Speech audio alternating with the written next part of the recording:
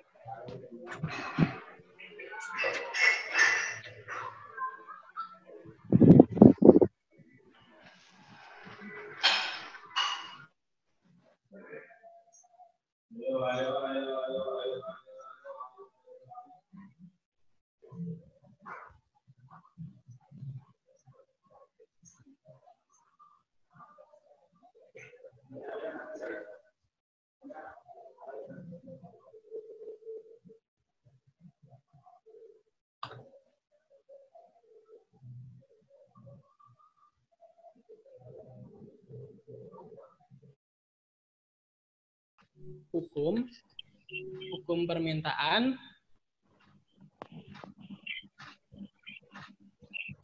Oke. Yang mana bunyi hukum permintaan itu gimana, teman-teman?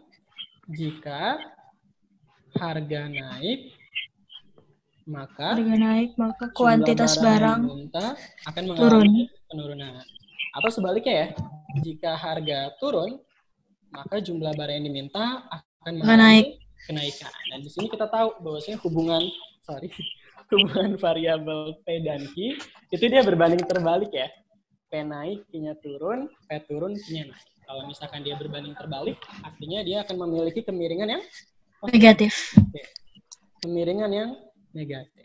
Kalau kemiringan negatif, berarti slope kurvanya itu dia akan naik atau akan turun? Turun. Turunnya dari kiri atas ke kanan bawah. Dan kurva tersebut juga dia bisa mengalami pergerakan dan juga pergeseran. Kurva permintaan akan bergerak apabila dipengaruhi oleh faktor harga barang tersebut yang mengalami perubahan. Sedangkan kurva permintaan tersebut akan mengalami pergeseran apabila faktor selain tingkat harga barang tersebut itu mengalami perubahan. Contohnya seperti tadi ya, pendapatan, selera, dan juga jumlah. Oke, kita lanjut soal nomor 2, teman-teman. Untuk menghadapi persaingan global, perusahaan harus memiliki segmen pasar tertentu untuk produk-produk yang dihasilkannya. Hal ini merupakan isu untuk mengatasi masalah. Oke, ini berkaitan dengan masalah ekonomi ya. Masalah ekonomi, ada yang masih ingat nggak ada berapa? 3 ke 2 aku. Ya, masih ingat masalah ekonomi ada berapa? 2. Ada yang bilang 4, ada yang bilang 2. 6. Ada yang bilang 6, banyak sekali. 3. Oke, kita ambil jalan tengahnya ya. Waduh. Kita ambil jalan tengahnya. Kalau misalkan masalah ekonomi itu ada 3.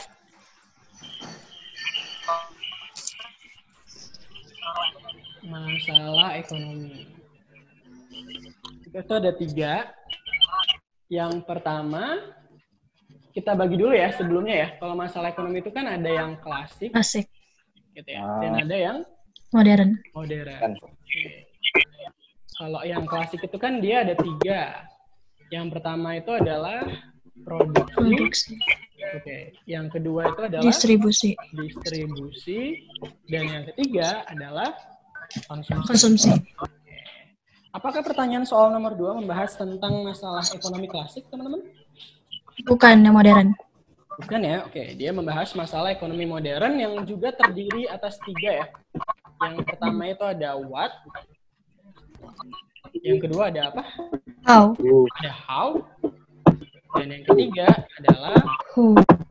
for whom ya. Gitu. Ya.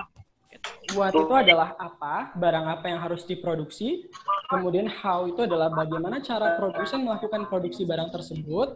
Dan di how ini berkaitan dengan metode pengerjaannya ya. Sedangkan for whom itu adalah untuk siapa barang tersebut diciptakan. Nah, untuk siapa ini terdiri daripada pengerjaan seorang produsen dalam menentukan segmen pasar atau menentukan siapa sih yang akan dijadikan sebagai pembelinya dan lain sebagainya. Itu yang disebut sebagai segmen pasar ya. Jadi kalau misalkan dari soal nomor 2 itu udah sangat jelas ya. Di situ bisa kalian garis bawahi, perusahaan harus memiliki segmen pasar. Jadi kalau udah ngomongin segmen pasar, berarti isu yang dibahas sama perusahaan tersebut adalah isu atau masalah untuk mengatasi masalah yang option mana tuh teman-teman? Yang D. Yang D ya, untuk siapa barang diproduksi. Jadi benar nomor 2 itu jawabannya yang D. D. For whom ya? Ada yang betul nggak? Betul. Yeay, betul ya. Untuk siapa barang tersebut diproduksi.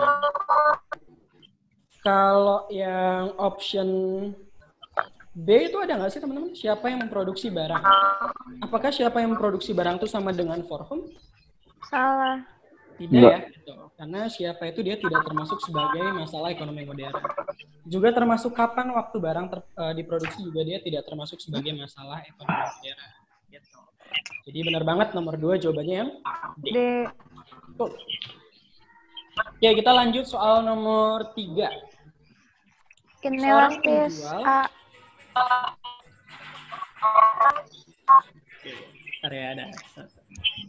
Oke, seorang penjual menghadapi permintaan yang inelastis. Untuk meningkatkan penjualannya, strategi yang dilakukan adalah, dia menghadapi permintaan yang inelastis, supaya penjualannya meningkat, apa sih yang harus dilakukan oleh penjual tersebut? Menaikkan harga. Menaikkan harga? Kenapa bisa menaikkan harga? Kenapa nggak Karena nurunin? inelastis. Kalau misalnya harga naik juga barang yang dijual tambah banyak. Oke. Coba ya kita lihat ya. Ini saya hapus ya. Iya, Kak. Oke, sebenarnya kan dia masuk ke dalam konsep pasar ya, gitu. Terutama untuk keseimbangan pasar untuk penjualan barang yang elastis ataupun inelastis. Gitu ya. Jadi di sini masuk ke poinnya itu adalah hubungan antara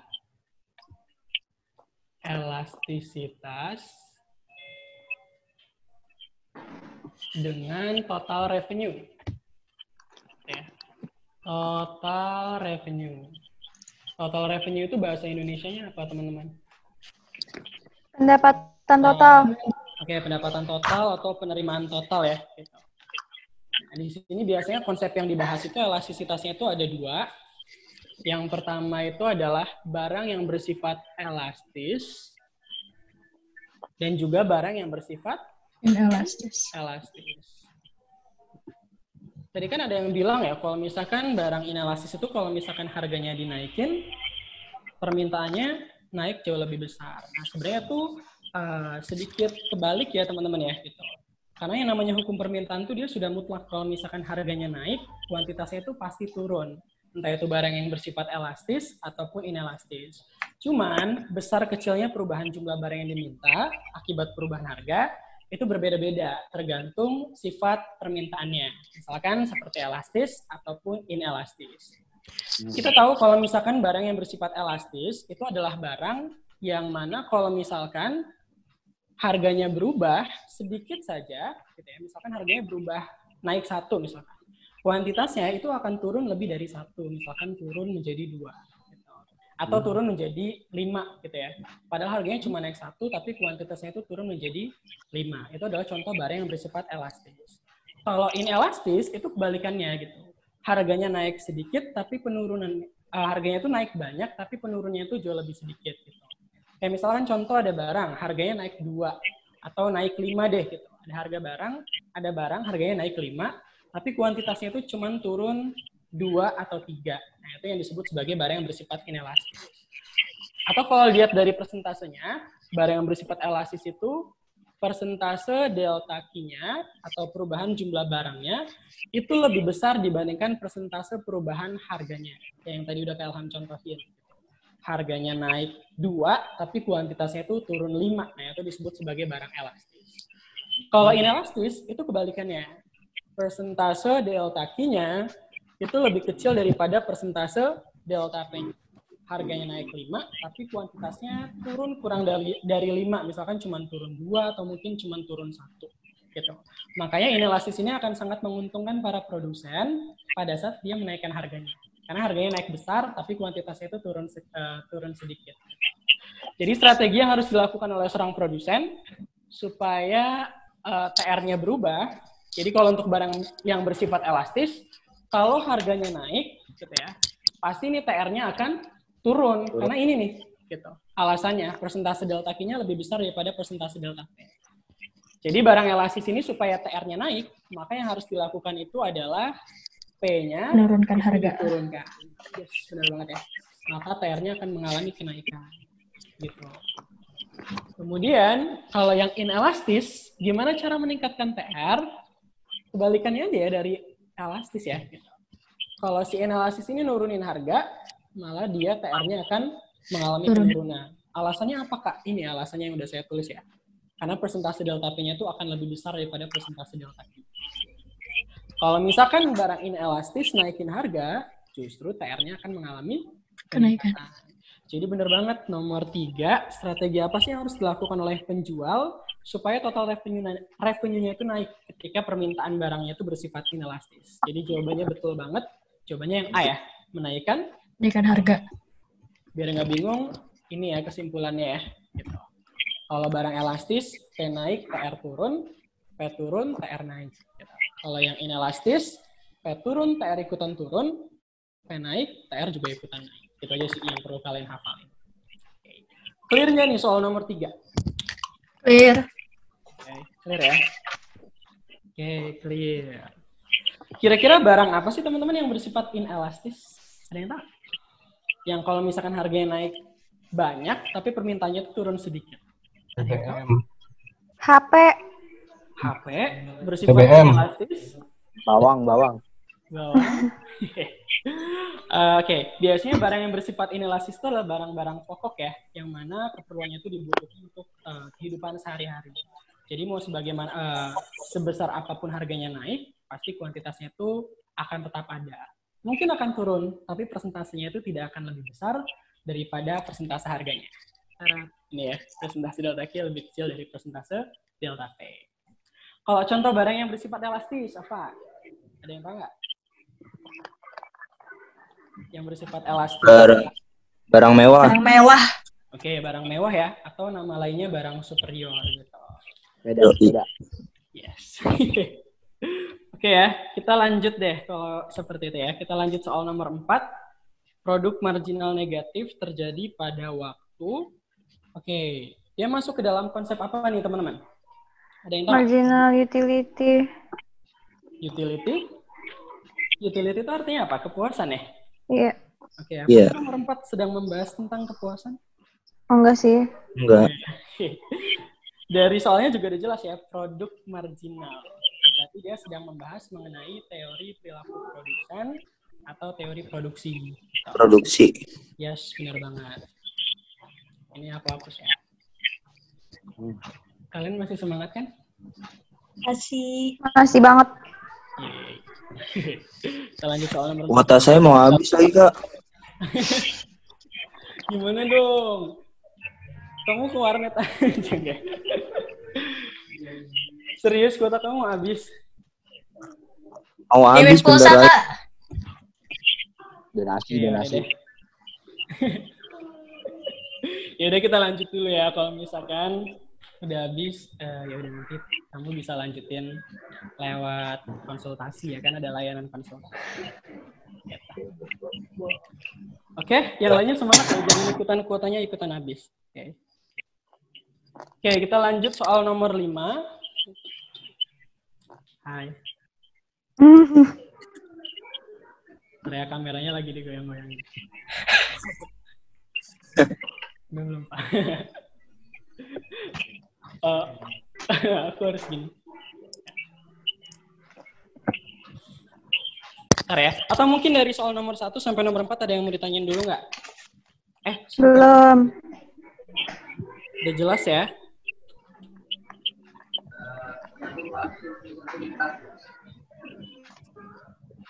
Oke. Jadi deh, produk marginal negatif terjadi pada waktu. Produk marginal itu kan adalah tambahan produksi ya, akibat kita menambah satu input. Kalau marginal itu kan maknanya adalah pertambahan ya teman-teman ya. Gitu. Tambahan. Ya. Benar banget.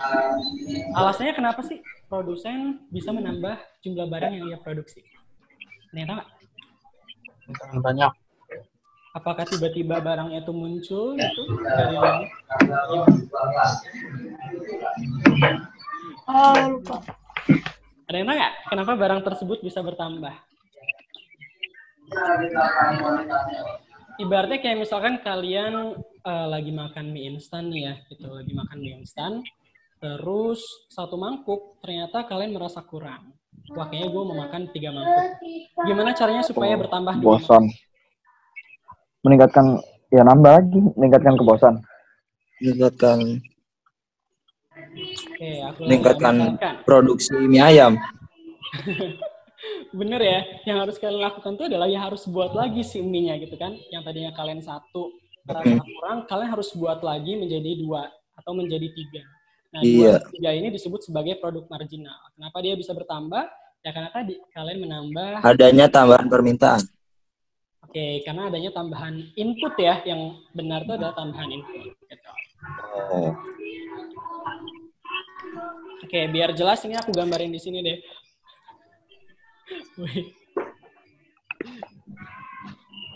Oke. Nah, kan proses produksi itu kan dimulai nomor 4 ya. Itu teori perilaku produksi.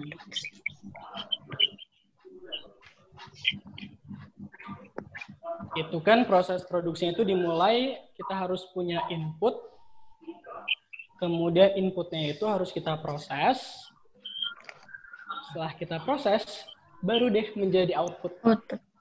Ibaratnya kayak teman-teman tadi mau buat 1 mangkok mie ya, berarti inputnya itu adalah kalian harus punya mie instannya, kalian harus punya peralatannya, kalian harus punya bahan bakarnya, dan yang paling terpenting adalah kalian harus punya sumber daya manusia yang mengolah mie instan tersebut. Nah, itu yang disebut sebagai input. Setelah inputnya udah punya, ya kita proses si mie tersebut, akan kita masak gitu ya, akan kita rebus dan sebagainya. Kalau direbus, baru deh jadi output gitu, atau jadi kuantitas gitu. Jadi output itu muncul karena adanya proses pengolahan input. Nah, di sini teman-teman, seorang produsen dalam melakukan produksi itu dibagi menjadi 2 jangka waktu. Yang pertama, ada jangka apa nih? Tetap. Ada jangka pendek. Oh iya, pendek dan panjang. Ya, benar banget ya. Dan juga ada jangka panjang. Apa sih yang membedakan antara produksi jangka pendek dan jangka panjang? Nah, yang membedakan antara produksi jangka pendek sama jangka panjang itu adalah ini ya, teman-teman ya. Penggunaan inputnya gitu. Kalau jangka pendek input yang digunakan ada 2. Yang pertama tadi ada yang nyebut tuh, ada input tetap, variabel. Ya, dan juga ada input variabel. Input tetap itu adalah input yang jumlahnya kira-kira bisa dirubah tidak? Enggak. Jawabannya tidak bisa kita ubah ya. Mau kita menambah key-nya jadi lebih banyak, itu input tetapnya tidak akan pernah berubah. Sedangkan jangka panjang, inputnya itu hanya terdiri dari input apa nih teman-teman? Hanya terdiri dari input variabel. Kak, contoh input tetap itu seperti apa? Nah, dalam jangka pendek yang bertindak sebagai input tetap itu adalah capital ya, atau modal. Contohnya itu seperti peralatan gitu. Peralatan, teknologi itu adalah capital. Sedangkan yang bertindak sebagai input variabel, yang jumlahnya bisa kita ubah-ubah, itu adalah labor ya. Apa labor? Tenaga kerja. Oke, tenaga kerja. Kalau di jangka panjang, karena semuanya input variabel, berarti baik itu capital dan juga labor, dua-duanya kita bisa ubah jumlahnya. Nah, di sini yang bakal kita bahas itu adalah jangka pendek, karena di situ muncul konsep yang namanya total produksi, produksi rata-rata, dan juga produksi marginal. Yang kurvanya mungkin kalian tahu seperti Ada 3 kurva digabungin gitu. Ya, benar banget ya. Coba kita lihat. Ini kita breakdown yang jangka pendek ya, teman-teman ya. Ada 3 konsep dalam produksi jangka pendek. 3 konsep produksi jangka pendek. Tadi aku nyebutin ada apa aja? Yang pertama ada total Produksi. atau total production ya. Dia disingkat menjadi TP. Dia itu secara matematis fungsinya itu ditulis seperti TP sama dengan K, L. K itu tadi adalah capital, L itu adalah labor ya. Labor. Jadi kita hanya bisa menciptakan total produksi ya kalau kita punya inputnya. Kemudian yang kedua adalah produksi rata-rata ya, gitu. Atau average product ya, disingkat menjadi AP. AP. Tadi di jangka pendek input apa sih teman-teman yang bersifat variabel? Labor. Ya, labor ya, atau tenaga kerja. Maka produksi rata-rata ini juga cuma ada satu kalau dalam jangka pendek, yakni APL. Tuh, yang kita bahas cuma ada satu ya, APL atau Average Product of Labor. Setiap satu tenaga kerja, kira-kira mereka akan menghasilkan berapa banyak barang. Itu merupakan konsep produksi rata-rata. Maka rumusnya itu adalah TP dibagi L. Total produksi dibagi jumlah tenaga kerja. Atau TP ini kan sama dengan Q ya. Aku tulis di sini. TP itu sama dengan Q atau quantity. Q itu sama dengan output. Dan yang ketiga, ini Q dibagi L. Dan yang ketiga itu adalah produksi marginal. Atau marginal product ya. Gitu. Dan marginal product ini juga yang akan kita bahas cuma satu, yakni MPL. Rumusnya itu adalah delta TP dibagi delta L. Atau delta Q dibagi delta L. Oke, kalian harus ingat bahwasanya konsep marginal itu adalah pertambahan satu unit ya. Mau itu marginal product, marginal utility, marginal cost itu adalah konsep pertambahan akibat bertambahnya satu unit. Gitu. Satu unit apa? Kalau misalkan produk ya akibat bertambahnya satu unit input. Nah, teman-teman, dari 3 konsep ini, kemudian kan ada kurvanya. Kurvanya itu bentuknya seperti ini nih. Aku share screen ya.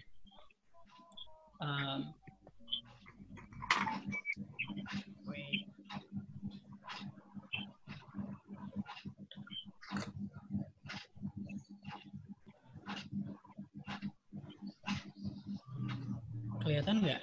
Nah, ini ya. Nah, kurvanya seperti ini ya, teman-teman ya. Nah, ini nih. Bisa dilihat kurvanya? Bisa, Kak. Nah, di situ kan ada sumbu horizontal sama sumbu vertikalnya ya. Sumbu vertikalnya itu adalah Q, jumlah produksi. Sedangkan sumbu horizontalnya itu adalah L, labor ya, atau jumlah tenaga kerja. Yang warna hijau itu adalah kurva TP. Tadi udah saya jelasin TP itu apa. Kemudian yang berwarna hitam itu merupakan MP, marginal product. Sedangkan yang berwarna biru merupakan AP atau average product. Posisinya mana sih teman-teman? Di sini kan ditanya marginal productnya negatif. Kita lihat aja tuh kurva yang warna hitam karena dia kan adalah kurva marginal product ya. Berarti kalau misalkan dia negatif kan berarti dia sudah melewati garis horizontal ini ya. Dia sudah masuk ke kuadran 4 yang nilai X-nya tuh negatif gitu. Jadi kenapa dia bisa negatif? Karena total produknya juga menurun ya. Ya, benar banget. Jadi kalau nomor 4, produk marginal negatif terjadi pada waktu kapan, teman-teman? Produk total telah melewati kondisi maksimum. Oh, benar banget ya. Produk total telah melewati kondisi maksimum. Ini nih yang 1520 itu adalah TP maksimum. Setelah dia maksimum, dia mengalami penurunan. Dan MP-nya negatif. Gitu. Bisa dipahami nggak? Bisa, Kak. Saya. Oke, kita balik lagi ke screen.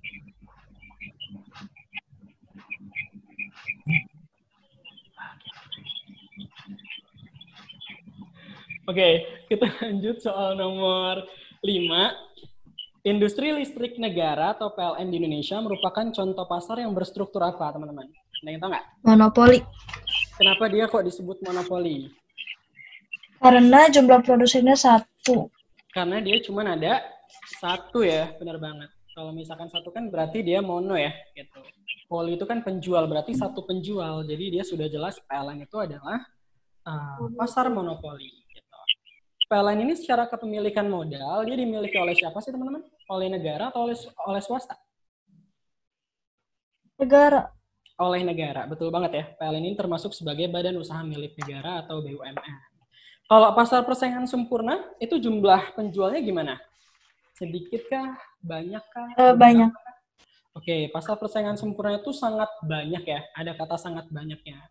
Mungkin ratusan hingga ribuan mungkin ya. Gitu. Contoh pasar persaingan sempurna itu kan adalah pasar yang menjual barang-barang yang homogen atau sejenis gitu. Contohnya seperti sayur-sayuran dan juga buah-buahan. Kalau persaingan monopolistik, dia jumlahnya berapa? Jumlahnya banyak, tapi Jumlahnya barangnya banyak. terdiferensiasi. Oke, cool. Benar ya, barangnya terdiferensiasi atau ada corak yang membedakan. Gitu. Kayak misalkan contoh barangnya apa sih teman-teman yang berada di pasar persaingan monopolistik? Ada yang tahu? Sabun, makanan ringan. Oke, benar ya. Seperti sabun, shampoo, dan masih banyak lagi. Pakaian juga dia termasuk persaingan monopolistik ya. Iya. Kalau oligopoli, jumlahnya berapa? Sedikit.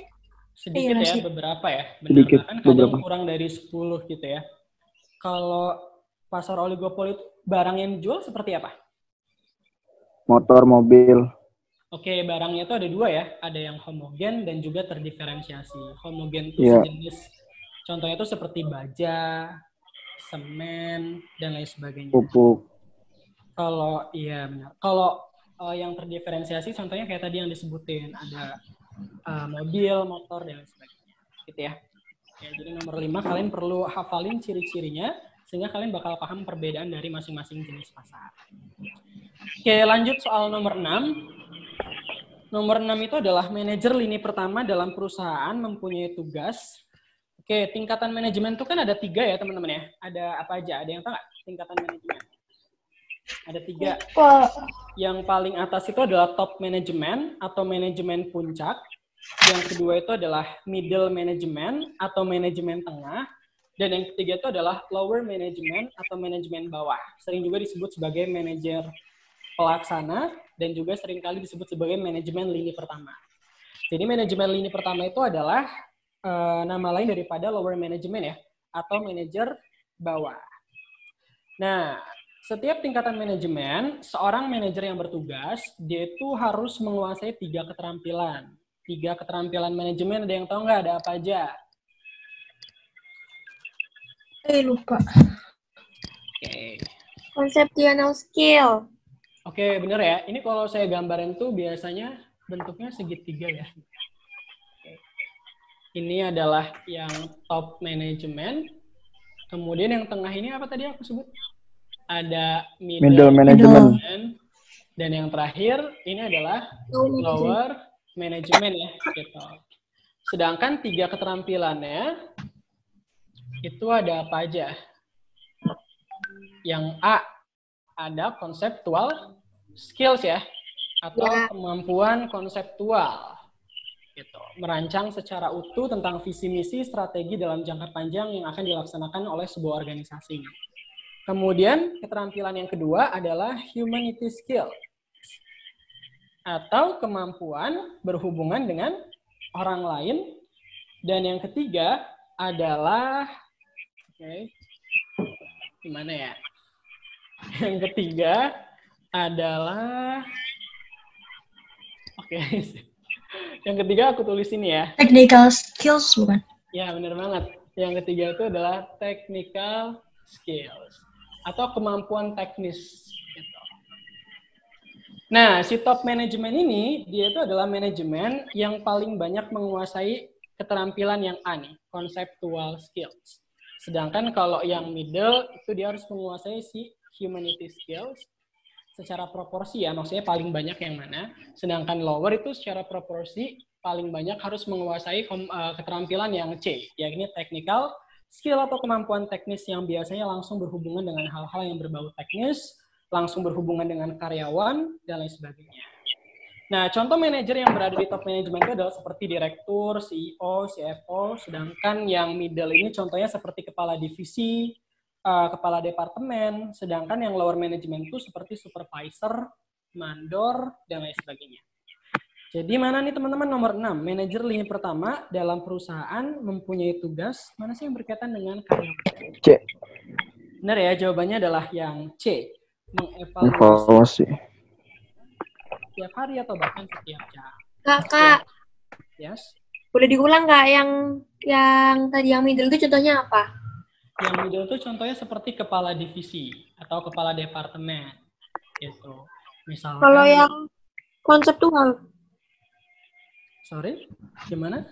kalau yang top, Kalau yang top itu dia harus menguasai paling banyak keterampilan konseptual, karena tugas seorang top manajemen itu adalah dia merancang strategi ya, merancang strategi, program kerja, visi misi dalam jangka yang sangat panjang. Nah, manajer yang berada di top manajemen itu adalah seperti direktur atau seperti CEO. Nah, itu adalah top manajemen. Oke. Nah, setiap organisasi kan punya divisi gitu, ya teman-teman ya. Misalkan ada divisi pendidikan, divisi organisasi, divisi karyawan, human resource department. Nah, itu adalah contoh-contoh middle management. Gitu ya. Oke, coba deh kita breakdown dulu optionnya. Yang A, membuat rencana pembangunan pabrik baru. Kira-kira itu harus dilakukan oleh siapa? Top, middle, atau lower? Top ya, betul banget. Kalau yang B, bernegosiasi dengan pihak luar? Middle. Middle, karena dia tadi kan salah satu skills-nya itu adalah humanity skills ya. Oh iya. Untuk berhubungan dengan orang lain. Oke, menentukan jumlah salesman untuk suatu daerah pemasaran. Top bukan? Oke, dia termasuk middle ya, gitu. Karena kan nanti kan ada divisi pemasaran. Menentukan peralatan untuk pabrik baru perusahaan, dia juga sama ya. Gitu. Dia itu adalah middle management. Jadi nomor 6 itu jawaban yang paling tepat adalah yang C, mengevaluasi hasil kerja karyawan di bawahnya setiap hari. Oke, bisa dipahami nggak teman-teman tentang konsep manajemen? Bisa ya? Oke, kok. Kita lanjut soal nomor 7. Perusahaan pada persaingan monopolistik akan mencapai keseimbangan jangka panjang pada saat... Oke, ada yang tahu nggak? Persaingan monopolistik tadi jumlahnya gimana teman-teman? Banyak, sedikit? Persaingan banyak ya. Gitu. Contoh barangnya adalah terdiferensiasi. Oleh sebab jumlah penjualnya banyak, kemudian barangnya terdiferensiasi, bahkan persaingan yang muncul dalam persaingan monopolistik itu merupakan persaingan non harga, misalkan contohnya melalui iklan, diskon, dan lain sebagainya gitu ya. Itu adalah non-price competition atau kompetisi non harga. Itu adalah contoh daripada pasar persaingan monopolistik. Kalau misalkan secara hambatan untuk masuk atau keluar pasar, di pasar persaingan monopolistik kira-kira hambatannya besar atau kecil, teman-teman? Ada yang tak? Kecil. Kecil ya, betul banget. Kecil. Oleh sebab kecil, maka di jangka panjang itu bakal banyak produsen-produsen potensial yang akan merebut pasar kita gitu. Sehingga pasar persaingan monopolistik ini dalam jangka panjang dia hanya akan mendapatkan laba normal. Nah, laba normal itu sama dengan break even point ya gitu. Dia tidak mendapatkan keuntungan dan dia juga tidak mengalami kerugian. Alias labanya itu sama dengan 0. Jadi di sini kalau misalkan ditulis pasar persaingan sempurna, pasar persaingan monopolistik, ya, dia hanya akan mencapai laba normal di jangka panjang ya, gitu. Jangka panjang itu dia hanya akan mendapatkan laba normal. Laba normal itu ditunjukkan oleh kondisi yang seperti apa sih? Yang pertama, tingkat marginal revenue-nya harus sama dengan marginal cost-nya. Ya. Kemudian tingkat harganya itu harus lebih besar daripada MR, dan tingkat harganya juga harus lebih besar daripada MC. Ini dalam konsep keseimbangan pasar ya. Kemudian tingkat harganya itu sama dengan AC. Kenapa dia sama dengan? Ya karena tadi ya, dia laba normal. Tapi nilai harganya itu masih lebih besar daripada average variable cost atau biaya variabel rata-rata. Secara kurva, itu dia bisa digambarkan seperti ini. Ini Q, dan ini adalah P ya. Kameranya nggak nyampe, Kak. Oh iya benar. Kameranya nggak nyampe. Thank you, maaf. Aku harus gambar di mana nih? Sini ya. Oke. Kurvanya kayak gini ya teman-teman ya. Di sini adalah Q, di sini adalah P. Permintaan dalam pasar persaingan monopolis itu sifatnya apa teman-teman? Elastis, inelastis? Elastis. Elastis. Berarti kurvanya landai atau curam? Landai. Landai. Oke benar ya. Ini adalah P. Ini anggap aja landai ya. Ini adalah MR ya. Gitu. Ya. Kemudian ini adalah MC ya. Gitu. Posisi MR sama dengan MC-nya mana teman-teman? Di sini ya. MR sama dengan MC adalah syarat keseimbangan yang pertama. Kita tarik garis ke bawah. Ini adalah Q-nya. Kita tarik ke atas sampai kurva P. Ini adalah tingkat harganya. Gitu. Kemudian AC-nya di sini nih. Oke, ini adalah AC. Ini P-nya sama dengan AC kan ya? Iya nggak nih? Di titik minimum ini nih. Iya. P-nya sama dengan AC. AC. Maka di sini kita bisa tulis tingkat harga sama dengan AC-nya. Maka otomatis dia hanya akan mendapatkan laba normal. Jadi benar ya. Nomor 7. Coba kita lihat. Perusahaan pada persaingan monopolistik akan mencapai keseimbangan jangka panjang pada saat 1. Penerimaan marginal sama dengan biaya marginal. Berarti betul ya? 2. Harga berada di atas biaya marginal. Betul ya? P-nya lebih besar daripada MC. Kemudian yang ketiga, perusahaan menikmati laba normal. Sangat betul. Yang keempat, biaya rata-ratanya minimum. Nah, yang keempat itu kurang tepat karena biaya rata-rata minimum itu dia tidak menentukan jumlah kuantitas, melainkan menentukan ini ya, besar kecilnya laba yang diperoleh oleh sebuah pasar. Jadi nomor 7 itu yang paling tepat itu adalah 1, 2, dan 3, atau jawabannya itu adalah yang A. Oke. Nomor 8. Berikut ini yang bukan merupakan kelebihan badan usaha perseorangan. Kalau badan usaha perseorangan berarti yang punya itu ada berapa? 1. Ada Satu negara. Ya? Oke. Kira-kira mana sih teman-teman yang bukan merupakan kelebihan badan usaha perseorangan? Kan kalau misalkan kita buat usaha sendiri, kemudian pemiliknya sendiri, berarti kan dalam mengambil keputusan akan sangat cepat ya. Cepat, ya. Karena kepalanya cuma ada 1. Gitu. Kemudian kalau misalkan dia untung, berarti untungnya buat siapa? Buat diri Dia sendiri. Buat Dong dia sendiri. Kalau dia rugi juga buat dia sendiri. Sendiri. Jadi mana sih yang bukan merupakan kelebihan badan usaha perseorangan? Yang 1 betul nggak 1, tuh? 3. Salah. Ya. 1 itu betul ya, maksudnya dia itu adalah kekurangannya. Gitu. Oh iya. Iya nggak? Perkembangan usaha lebih cepat, dia lebih lambat ya, karena modal yang dimiliki itu sangat kecil. Dan yang ketiga, beban pajak penghasilan kecil itu juga salah. Harusnya beban pajak penghasilannya besar, karena seluruh keuntungannya itu diambil sama si orang tersebut ya, atau si pemilik perusahaan. Jadi nomor 8 tuh jawabannya 1 dan 3, yang B. Kita lanjut nomor 9 itu keseimbangan pasar. Ada yang udah nyari belum teman-teman? Nomor 9. Udah. Jawabannya yang mana? Yang D. Yang D, 20 sama 10. Coba ya kita cari ya di sini ya. Oke. Ada yang masih nggak syarat keseimbangan pasar itu terjadi pada saat kapan? D sama dengan P. Q sama dengan P. Q sama dengan QS, sorry. Oke, QD sama dengan QS. Atau PD sama dengan PS. Oke, ini adalah syarat keseimbangan pasar ya. Kalau di situ fungsi yang diketahui fungsi Q atau fungsi P? Q, berarti kita pakai yang persamaan yang pertama ya. QD sama dengan QS. Diketahui fungsi permintaannya adalah 50 min 2P. QD sama dengan 50 min 2P. Sedangkan QS-nya berapa tuh teman-teman? Yang 10 plus Yang P. 10 plus P. Yaudah kita masukin aja ya ke persamaan yang QD sama dengan QS. Apakah benar jawabannya D? Coba kita lihat ya. QD sama dengan QS.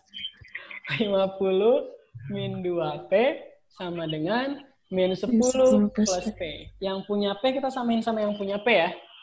Berarti kan ini min 2P plus P pindah ke ruas kiri jadi minus P ya. Min P. Sama dengan min 10. Min 10, min 50. Oke, min 50. Min 2P, min P berapa? Min 3P. Min 3P sama dengan min Min 60. 60. Maka P-nya adalah min 20. 60 dibagi min 3 sama dengan 20. 20. Oke, harga keseimbangannya adalah sebesar 20. Sedangkan Q-nya berapa nih, teman-teman?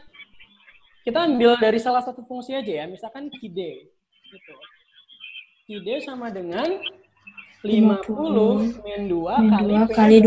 Oke, 20. Sama dengan 50 dikurangi 40. 40 sama dengan 10. 10. Oke, keseimbangannya sama dengan 10.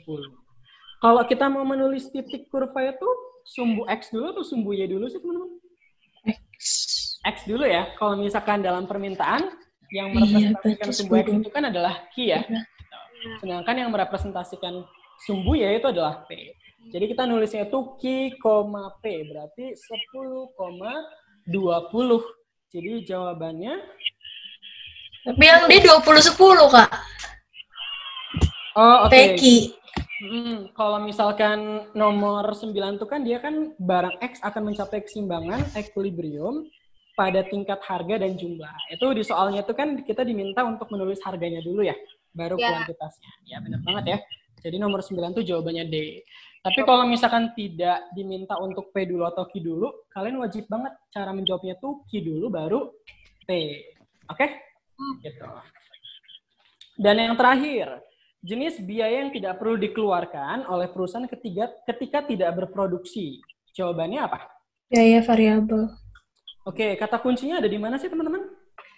Dia tidak dikeluarkan. Tidak perlu dikeluarkan. Tidak Kalau dikeluarkan. tidak berproduksi. Ya, saat tidak berproduksi gitu ya. Dia itu adalah biaya variabel.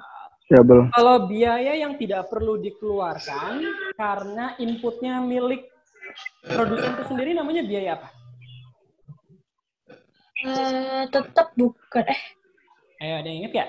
Biaya yang tidak perlu dikeluarkan karena inputnya milik perusahaan itu sendiri. Jawabannya apa? Implisit. Biaya. Ya, jawabannya benar ya. Jawabannya biaya implisit. Gitu.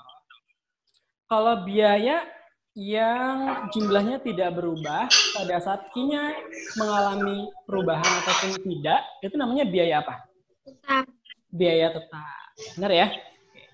Sedangkan Biaya biaya total, kalau biaya total itu apa, teman-teman? Akumulasi dari biaya tetap ditambah dengan biaya variabel. Sedangkan biaya marginal itu adalah pertambahan biaya karena kita menambah satu unit barang yang diproduksi. Sedangkan biaya peluang adalah biaya yang diapain tuh biaya peluang? Biaya peluang itu adalah biaya yang dikorbankan karena kita memilih alternatif lain. Ya, benar banget. Misalkan kita punya dua alternatif A dan alternatif B. Alternatif A, misalkan kita pengen buat usaha, labanya itu 10 juta. Sedangkan alternatif B, labanya itu 15 juta. Terus kita milih alternatif B 15 juta. Maka yang kita korbankan kan alternatif A ya, yang labanya 10 juta. Nah, itu adalah biaya peluangnya atau opportunity cost-nya. Oke, teman-teman, itu dia pembahasan tahap pertama. Kira-kira ada yang mau ditanya nggak?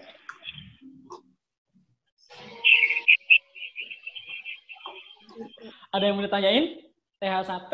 Atau mungkin TO7-nya ada yang mau ditanyain, teman-teman, soal nomor berapa biar kita bahas. Waktunya berapa lama lagi? 30 menit lagi ya, Pak? Oke, masih lama nih, 30 menit lagi. Ada yang mau ditanya dulu nggak TH1-nya?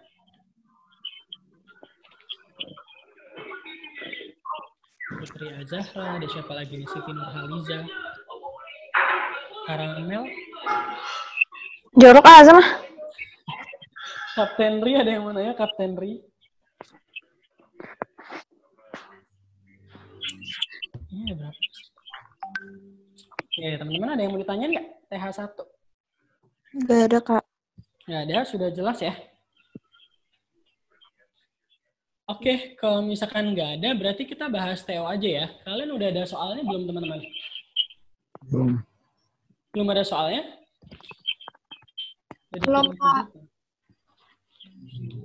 Oke, soalnya Mbak Naila. Hai Mbak Naila. Soalnya belum ada. Soal TO 7. Udah aku kasih Mbak Naila. Udah aku kasih Mbak Naila. Mbak Naila nih. Udah ada belum soalnya? Udah dikirim di grup kayaknya? Belum, Kak. Belum? Oke, bentar ya. Kanailanya mana nih? Kanaila. Ya, gimana? Soalnya, bentar ya. Kirimin soal TO7 dong yang tadi aku. Oke, sebentar.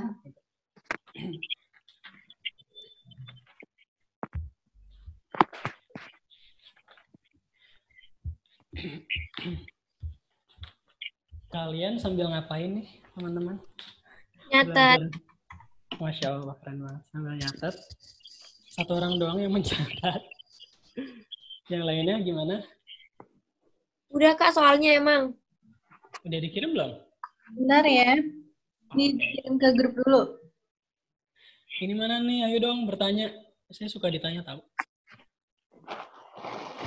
Ada siapa aja sih? Ada Karama, ada Bapak, ada Mia.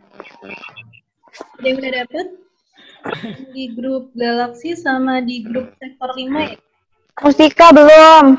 Belum. Mustika belum, Kak, Mustika. Ayo Kak. Nyasar. HP. Hai siswa Mustika. Mustika sama? Saya nggak pernah ngajar di Mustika. Emang kakak ngajar di mana, Kak? Ngajarnya HLB. di Kak mana? Ilham. Yang kayu ringan. Ilham anak THB. HB lah. Sama. Ayo kalian bertanya. Yang kayu ringin dong Kak. Kasih soalnya. Oh iya. Soalnya nggak ada yang di kayu ringin Kak. Iya. Ini dari kayu dingin ya? Iya Kak ada. Hehe nyasar. Kamu kenapa ada di sini? Nggak Karena ada siang banget Kak. Kalau di kayu ringin jam 12. Kita Kak share di ini juga deh, grup yang kayu ringin, Kak. Ya Kak. TH-nya nggak ada yang mau ditanya nih, udah pada jago semua. Gimana?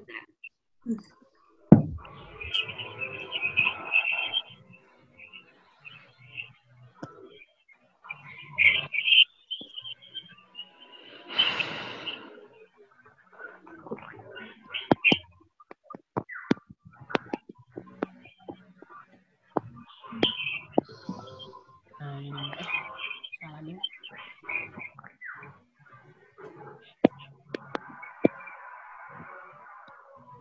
Ini soalnya.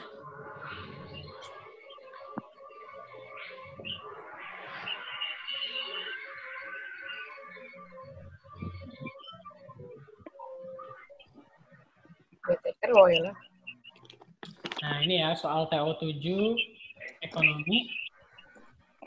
Kira-kira ada yang mau ditanyain nggak? Nih ada soalnya. Kode 981.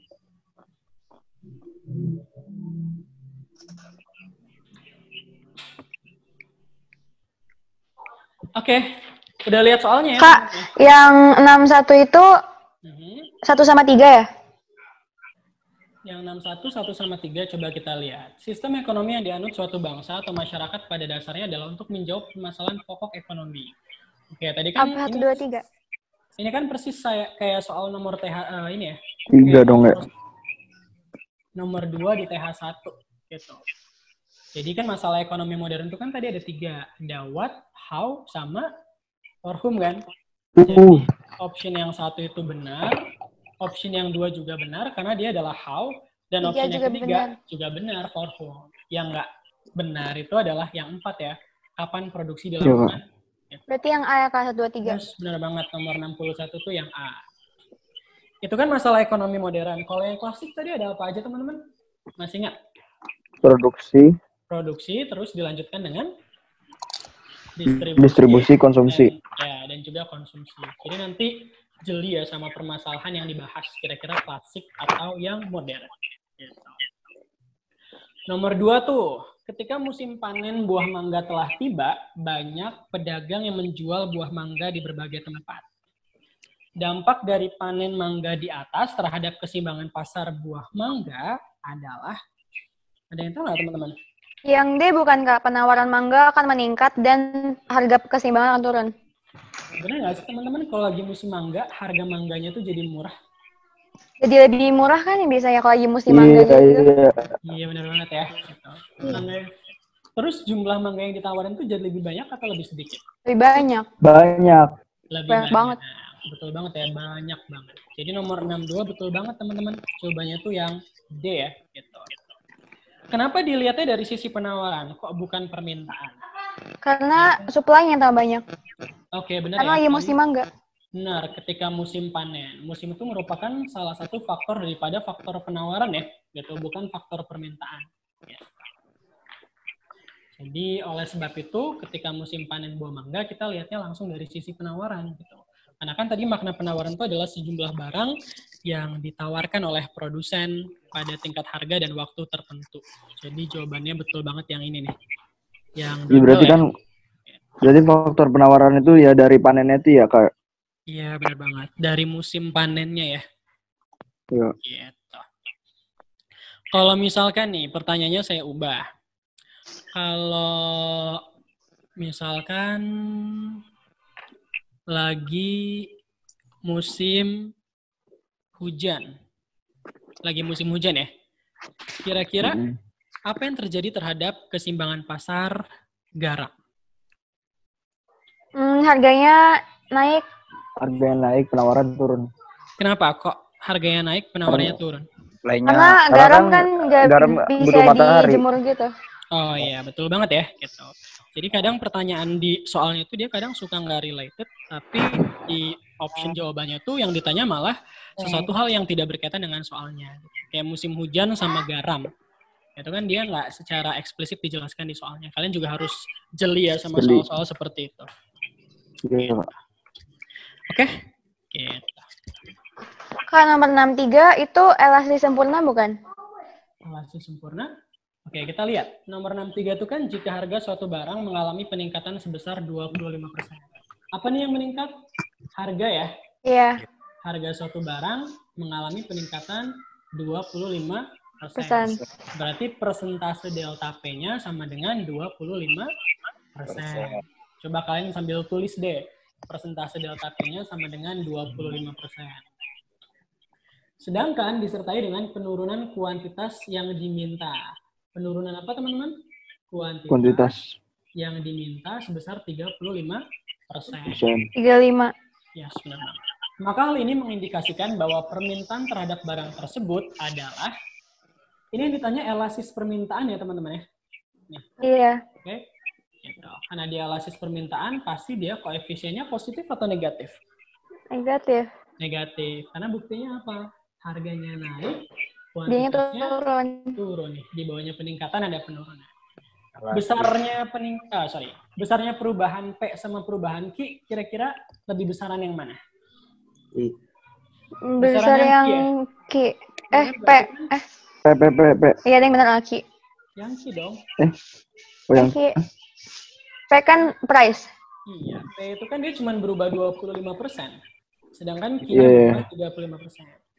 Berarti kan persentase delta Q-nya itu dia lebih besar daripada persentase delta P. Ada yang masih nggak? Tadi kalau persentase delta Q lebih besar daripada persentase delta P, berarti sifatnya apa? Elastis. Sifatnya adalah elastis. Betul banget ya. Nomor 63 jawabannya yang A. Terus kalau elastis sempurna tuh gimana, Kak? Nah, kita lihat nih di sini. Bentar ya.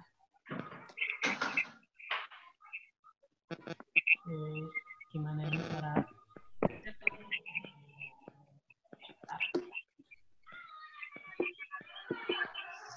Oke. Bentar.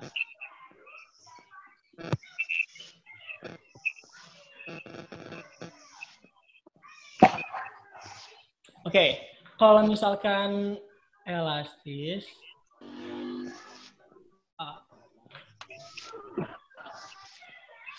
bentar ya. Ini screen-nya kenapa dia nggak?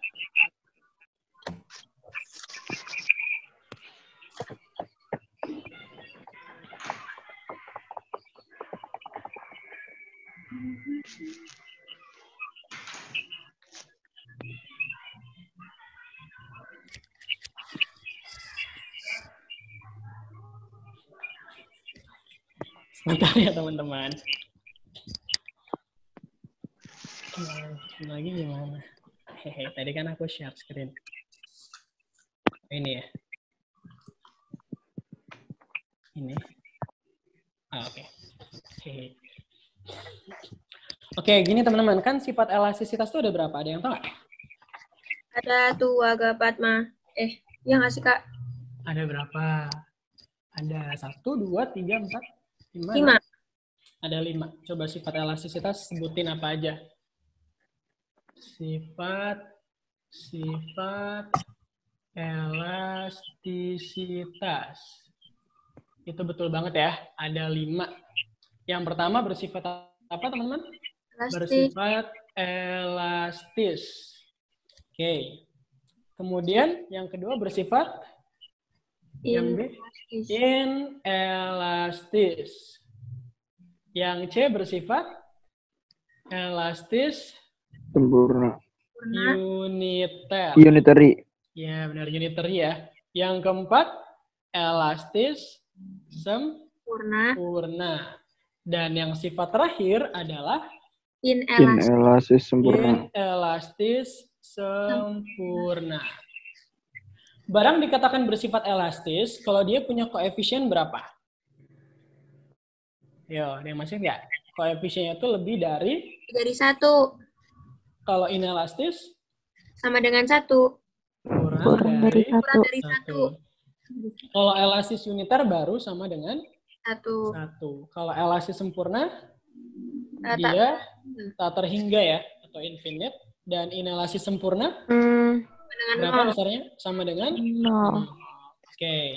Kemudian bagaimana Kak perbandingannya terhadap persentase delta Q dan juga persentase delta P? Kalau barang yang bersifat elastis, itu persentase delta Q-nya lebih besar daripada persentase delta P. Kayak yang tadi udah saya contohin ya di awal ya. Sedangkan kalau inelastis kebalikannya, persentase delta Q-nya lebih kecil daripada persentase delta P. Kalau yang uniter gimana teman-teman? Persentase delta Q-nya sama dengan persentase delta P. Kalau elastis sempurna gimana? Persentase delta P-nya sama dengan 0. Artinya harganya itu tidak boleh mengalami perubahan sedikit pun gitu ya. Dia contohnya itu seperti ada di pasar persaingan sempurna. Makanya pasar persaingan sempurna itu kan dia sifat permintaannya dia bersifat elastis sempurna dan kurva permintaannya itu berbentuk horizontal. Sedangkan inelastis sempurna dia bentuk kurvanya itu adalah vertikal menandakan bahwa persentase delta Q-nya sama dengan 0. Jadi tadi ada pertanyaan kalau elastis sempurna gimana Kak? Ini nih. Dia akan disebut elastis sempurna ketika harganya itu tidak mengalami perubahan.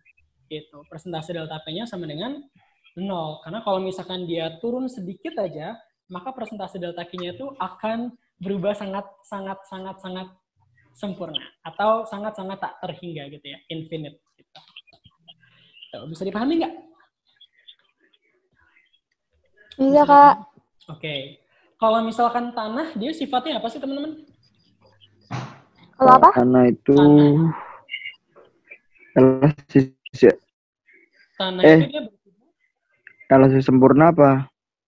Ayo, tanah itu apanya yang nggak berubah? Harganya atau kuantitasnya? Kuantitasnya. Oke, berarti kan persentase delta Q-nya itu kan dia tidak berubah kan? Sama dengan 0. Ya, berarti dia sifatnya adalah Yang berubah, Inelastis sempurna. tapi harganya berubah terus. ya, betul banget. Berarti dia bersifat inelastis sempurna. Oke? Oke. Oke. Lanjut soal nomor selanjutnya. Atau mungkin ada soal yang mau kalian bahas dulu, teman-teman. Jadi 63 apa ya, Kak? 63 jawabannya Elastis. A, elastis. Jawabannya ada di sini nih.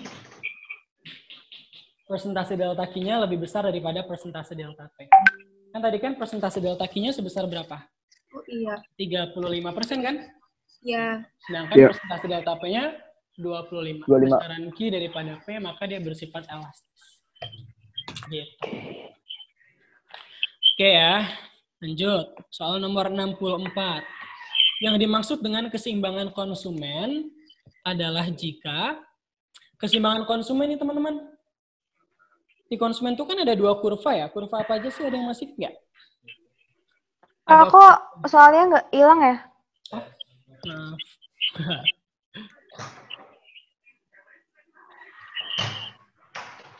Muncul? Belum ya? Oh, maaf. Dah. Oke, nomor 64. Yang dimaksud dengan keseimbangan konsumen adalah, kalian masih ingat keseimbangan konsumen itu ada berapa kurva sih? Ada 2 kurva ya, ada kurva indiferensi sama kurva budget line. Jadi mana nih yang membahas tentang kurva indiferensi sama kurva budget line? Option yang C sama option yang D kan ya? Yang D. Cobanya berpotongan atau bersinggungan sih teman-teman? Bersinggungan. Bersinggungan. Betul ya? Jadi nomor 64 jawabannya yang D. Kalau yang A ini dia keseimbangannya siapa nih? Kurva penawaran berpotongan dengan kurva permintaan. Dia keseimbangan apa? Oh, ini dia ada. Entah nggak? Kurva penawaran berpotongan dengan kurva permintaan itu merupakan keseimbangan pasar ya teman-teman ya. Gitu. Sedangkan yang B ini terbentuknya harga keseimbangan di pasar. Mar, aku ikhlas, matiin no. Dia adalah keseimbangan pasar juga, ini jelas. Keseimbangan pasar. Kemudian yang C itu jelas salah ya, karena kurva indiferensi itu tidak berpotongan dengan budget line. Dan yang E, kurva indiferensi sama dengan budget line itu dia juga kurang tepat. Jadi jawaban nomor 64, itu yang paling tepat itu adalah yang mana tadi ya? Yang dodol. Oke teman-teman, karena waktunya sekitar berapa menit lagi nih? 10 menit kurang lebih. Mungkin teman-teman ada yang mau pilih soal dari nomor 61 sampai 100 yang pengen banget kalian bahas. Ayo, Yang 73 dong, Kak. 73 apa nih? Diberi perlengkapan senilai 750.000. Dibayar dengan menggunakan cek. Cek itu dia bukti transaksi tunai atau kredit? Kredit. Cek itu dia tunai atau kredit? Tunai. Oke, cek itu dia bukti transaksi tunai. Kalau dia tunai, berarti si pembelinya itu udah ngeluarin duit belum sih? Belum, udah. Udah ya, gitu. Kalau misalkan duit kita berkurang, berarti kan dia akan kita taruh di mana transaksinya? Di debit kah atau di kredit kah? Gimana Kak? Kalau misalkan duit di kita berkurang, maka kita akan taruhnya tuh di debit kah atau di kredit kah? kredit. Debit. Kredit. Di kredit, betul ya, di kredit. Karena kan cek itu kan atau kas itu kan dia adalah harta ya, yang kalau berkurang dia akan ditulis di sisi kredit. Terus dia beli perlengkapannya bertambah nggak pas waktu kita beli? Bertambah. Harta kalau bertambah di mana? Di debit atau kredit? Debit. Di debit. Ya udah, berarti mana tuh yang paling cocok transaksinya? Nomor 73. Yang D. Yang D, betul banget ya. Perlengkapan bertambah di debit dan kasnya berkurang di kredit. Yang A salah karena dia nulisnya peralatan ya. Karena kan kita belinya perlengkapan, bukan peralatan. Yang B juga salah karena dia nulisnya peralatan dan yang berkurang itu adalah cek. Salah ya, cek itu adalah bukti transaksi, bukan nama akun gitu ya. Yang C juga kurang tepat karena dia ceknya yang berkurang. Karena cek itu hanya bukti transaksi. Yang berkurang tetap duitnya gitu, atau kas. Jadi nomor 73 jawabannya yang dodol. Oke, nomor berapa lagi ya teman-teman? Ayo semangat. Yang 74 itu A ya, Kak? Orang yang berusia di antara 15 sampai 64 tahun. Berarti dia produktif atau tidak produktif? Produktif. Produktif. Kalau produktif, kan berarti dia itu adalah disebut Angkatan sebagai tenaga kerja. Oh, gitu. Ya, Tapi kalau angkatan kerja itu apa? kalau angkatan kerja itu adalah orang yang berada di usia 15 sampai 64 tahun dan mereka siap untuk bekerja. Ada kata siap untuk bekerjanya. Kalau itu kan nggak ada ya? Gitu. Enggak. Dan angkatan kerja juga kan nanti dibagi lagi menjadi dua. Ada pekerja sama pengangguran. Gitu. Iya. Gitu ya. Oke. Terus nomor berapa lagi? Scroll ke bawah dong, Kak. Oh iya, maaf. Kakak 75 apa? Pertumbuhan suatu negara didasarkan pada teknik produksi. Ini ya, ini kan teori produksi ya. Didasarkan pada teknik produksi. Ini ada Friedrich List, Karl Bacher, Schumpeter, Harald Domar, sama Bruno Hildebrand. Ada yang Karl bukan sih? Ini kita lihat ya di Karl sini. bukan, Kak?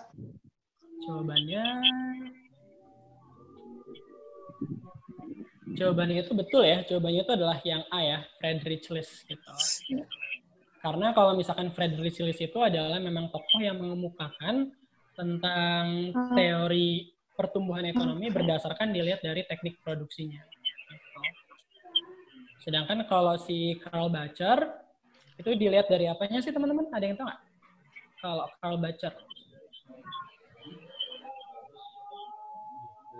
Kalau Karl Bacher itu dia dilihat dari ruang lingkupnya ya, yang ada rumah tangga tertutup, rumah tangga kota, rumah tangga bangsa, dan juga rumah tangga dunia. Kalau yang Schumpeter, dia itu menitik beratkan pada jumlah pengusaha. Semakin banyak jumlah pengusaha, maka tingkat pertumbuhan ekonominya akan semakin meningkat.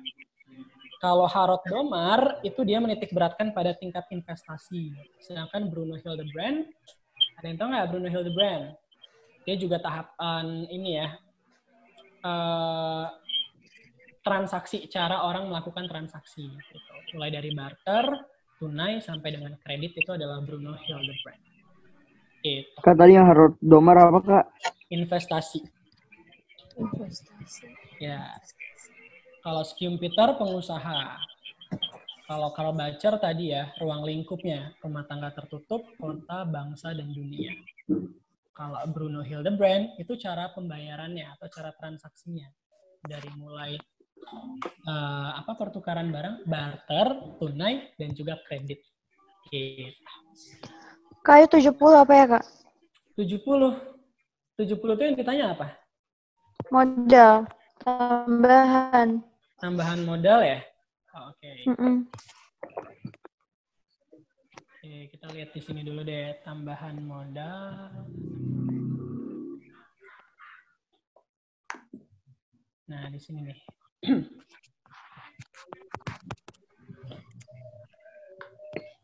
Tambahan modal tuh rumusnya apa sih, teman-teman? Ada yang tahu nggak?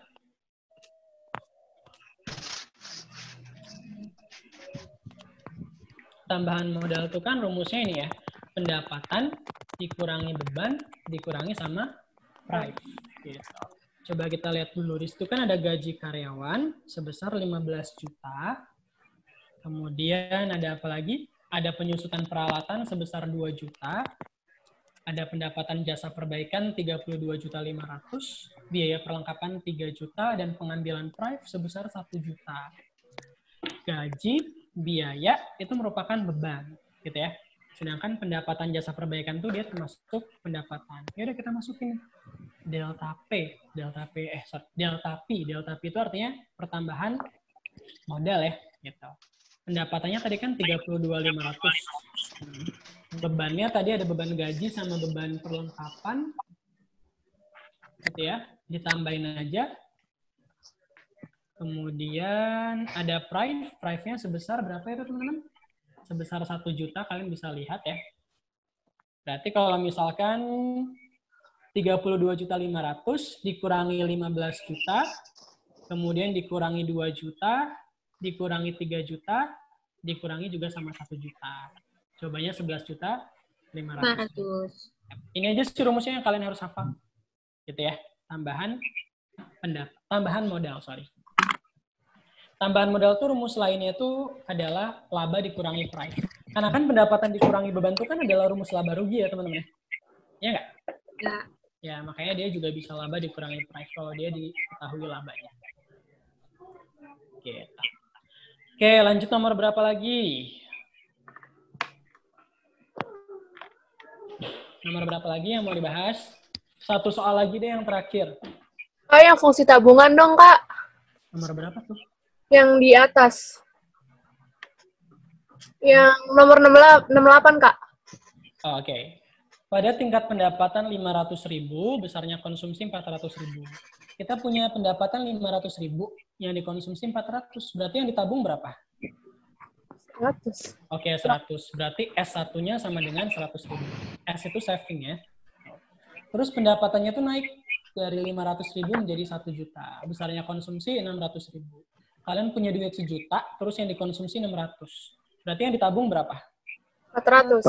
400. Rumusnya adalah delta S dibagi delta Y. Delta S-nya berarti berapa tadi? S2 dikurangi S1. 400. S2-nya 400, S1-nya 100 kan? 300. 400 dikurangi 100 berapa? 300 ya? Gitu. 300 dibagi 500 berapa? 3/5. Jawabannya adalah 0,6. Nah, ini MPS-nya. Jadi rumus MPS itu delta S dibagi delta Y. Gitu, teman-teman. Oke. Tarat, aku muncul. Gimana? Ada soal lagi yang mau dibahas?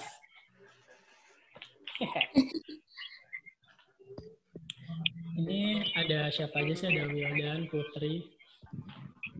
Ada yang baru lihat saya pertama kali. Oh ya teman-teman, jangan lupa untuk subscribe channel YouTube kita NF. Bimbel NF Bekasi. Karena nanti rekaman ini akan kita taruh di sana ya. Gitu. Dan jangan lupa tonton lagi ya yang video saya ya. Terus di komen yang bagus-bagus. Dan jangan lupa follow Instagramnya. Instagramnya apa, Mas? Nurulfikri.bekasi. Oke?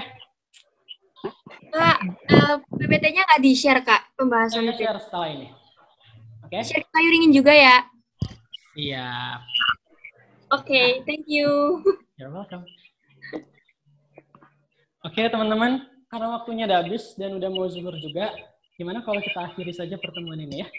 Oke, terima kasih buat kalian yang sudah berpartisipasi. Mohon maaf kalau ada gangguan, kendala teknis. Kalian harus semangat belajar ya. Gitu. Semangat terus, Kak. Semangat belajar. Pokoknya semangat lah. Dalam situasi apapun. Terima kasih. Wassalamualaikum warahmatullahi wabarakatuh. Waalaikumsalam warahmatullahi wabarakatuh.